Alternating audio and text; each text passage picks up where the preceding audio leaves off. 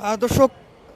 জাতীয় চক্ষু বিজ্ঞান ইনস্টিটিউট থেকে আপনাদেরকে সরাসরি সংযুক্ত করেছি। দর্শক, এই মুহূর্তে এখানে যারা আসলে আহতরা রয়েছেন, গত জুলাই আগস্ট হত্যাকাণ্ডে যারা আহত হয়েছিলেন, সেই আহতরা এখানে অবস্থান করছেন এবং গতকাল ভোর রাতে যে দুইজনকে আসলে গ্রেফতার করে নিয়ে যাওয়া হয়েছিল, গতকাল শহীদ মিনার, কেন্দ্রীয় শহীদ মিনারে গণ অধিকার পরিষদের সহসভাপতি এবং মুখপাত্র ফারুক হাসানের উপর হামলার ঘটনায় যে দুজনকে গ্রেফতার করে এখান থেকে নিয়ে যাওয়া হয়েছিল, সেই দুজনের জামিন মঞ্জুর হয়েছে বিকেলে এবং সেই দুইজন কারাগার থেকে এবং সেই জামিন পাওয়ার পর এই জাতীয় চক্ষু বিজ্ঞান ইনস্টিটিউটে আসবেন এবং তাদেরকে বরণ করার জন্য তারা যারা আসলে সহযোগী রয়েছেন, বিশেষ করে গত জুলাই আগস্টে আহত যারা রয়েছেন, তারা মূলত এইখানে ফুলের মালা এবং দুধ নিয়ে তারা তাদেরকে বরণ করার জন্য প্রস্তুত করছে। দর্শক, আপনাদেরকে আমরা সরাসরি দেখানোর চেষ্টা করছি এখানে তারা আসলে দুধ এবং ফুলের মালা নিয়ে অপেক্ষা করছেন এবং কিছুক্ষণের মধ্যেই যে গ্রেফতারকৃত যে দুজন জামিন পেয়েছেন তারা এখানে আসলে উপস্থিত হবেন এবং এখানে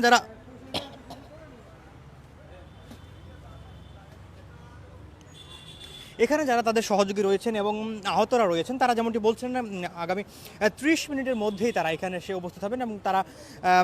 জামিন পাওয়ার পর এই চক্ষু বিজ্ঞান ইনস্টিটিউটের দিকেই আসলে রওনা করেছেন এবং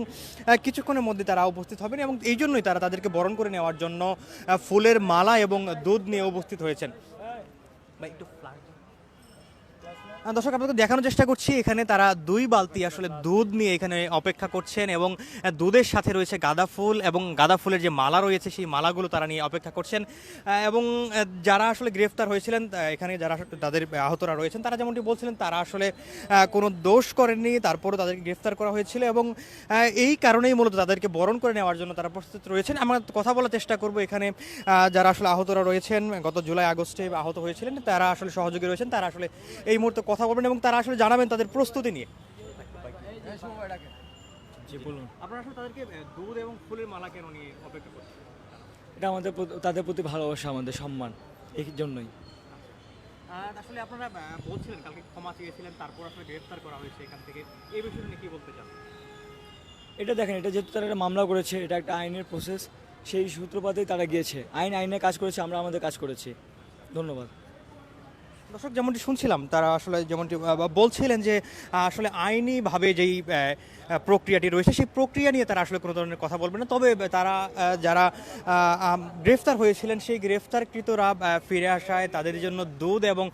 ফুলের মালা নিয়ে যে প্রস্তুতি, তারা তাদের ভালোবাসা থেকে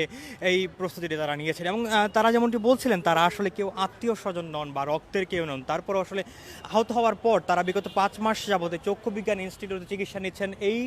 কারণেই মূলত তাদের মাঝে আসলে একটা হৃদ্যতা সৃষ্টি হয়। দর্শক, আপনাদেরকে যদি জানিয়ে রাখি, গতকাল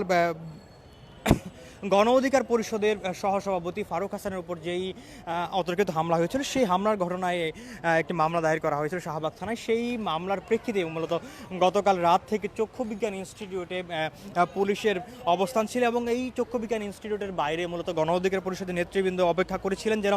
গ্রেফতারকৃত যাদের হামলাকারীদের আসলে দ্রুত সময়ে গ্রেফতার করা হয় এবং সেই দাবিতেই মূলত এখানে তারা অবস্থা করছেন এবং রাত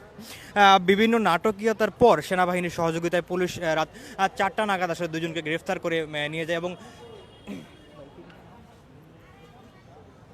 শরীফ এবং হিল্লুল নামের দুজনকে গ্রেফতার করে নিয়ে যাওয়া হয়েছিল এবং আজকে বিকাল নাগাদ তাদেরকে জামিন মঞ্জুর করেছে আদালত। সেই প্রেক্ষিতেই মূলত এখানে যারা আহতরা রয়েছেন এবং তাদের সহযোগী রয়েছেন তারা এখানে অপেক্ষা করছেন এবং ফুলের মালা এবং দুধ নিয়ে তারা অপেক্ষা করছেন এবং তাদের আসার পর তাদেরকে দুধ দিয়ে গোসল করানো হবে বলে তারা জানাচ্ছিলেন বারবার।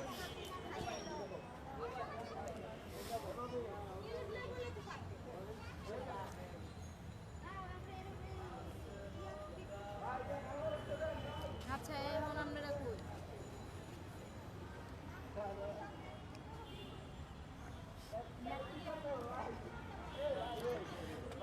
কিছুক্ষণের মাঝেই মূলত উপস্থিত হবেন যেই জামিন পাওয়া যে দুজন রয়েছেন, সেই দুজন এখানে চক্ষু বিজ্ঞান ইনস্টিটিউটে সরাসরি আসবেন এবং এখানে তাদের যারা সহযোগী রয়েছেন সেই সহযোগীরা এখানে তাদেরকে বরণ করে নেওয়ার জন্য মূলত দুধ এবং ফুলের মালা নিয়ে অপেক্ষা করছেন। সেই এবং তারা যেমনটি বলছিলেন আইনি প্রক্রিয়ায় যেহেতু এই বিষয়টি যাচ্ছে এবং সেটির মীমাংসা আইনিভাবেই হবে এবং তারা যেমনটি বলছিলেন তারা আসলে নির্দোষ, তারা যেই হামলার যেভাবে বলা হচ্ছে সেই হামলার সাথে তারা জড়িত নন এবং অনিচ্ছাকৃত ভুল সেটি তারা বলছিলেন। দর্শক আপনাদেরকে জানিয়ে রাখি আজ বেলা 2টার দিকে পিজি হাসপাতালের সামনে সংবাদ সম্মেলনে যেমনটি আসলে রাশেদ খান গণ অধিকার পরিষদের সাধারণ সম্পাদক রাশেদ খান এবং আহত সহসভাপতি ফারুক হাসান সংবাদ সম্মেলনে যেমনটি জানিয়েছিলেন এই আক্রমণে এবং হামলায় মূলত অনিচ্ছা নয় এবং ইচ্ছাকৃতভাবে তাদেরকে এই হামলাটি করা হয়েছে এবং তারা আসলে হুঁশিয়ারি করেছিলেন তাদেরকে যদি জামিন দেওয়া হয় তারা আসলে কঠোর আন্দোলন গড়ে তুলবেন এবং আরও একটি বিষয় তারা বলছিলেন যদি জামিন দেওয়া হয় তাহলে তারা সে আদালত ঘেরাও করার একটি কর্মসূচি দিবেন বলে জানিয়েছিলেন। কিন্তু আসলে বিকেল নাগাদ সেই যে দুজনকে গ্রেফতার করা হয়েছে তাদেরকে আদালত জামিন মঞ্জুর করেছেন এবং সেই জামিনের পর মূলত যারা দুজন আসলে এই জাতীয় চক্ষু বিজ্ঞান ইনস্টিটিউটে কিছুক্ষণের মধ্যে আসবেন এবং তাদেরকে বরণ করার জন্যই এখানে তাদের সহযোগী যারা রয়েছেন এবং জুলাই আগস্ট হত্যাকাণ্ডে যারা আহত হয়েছিলেন সেই আহতরা এখানে বরণ করার জন্য দুধ এবং ফুলের মালা নিয়ে অপেক্ষা করছেন।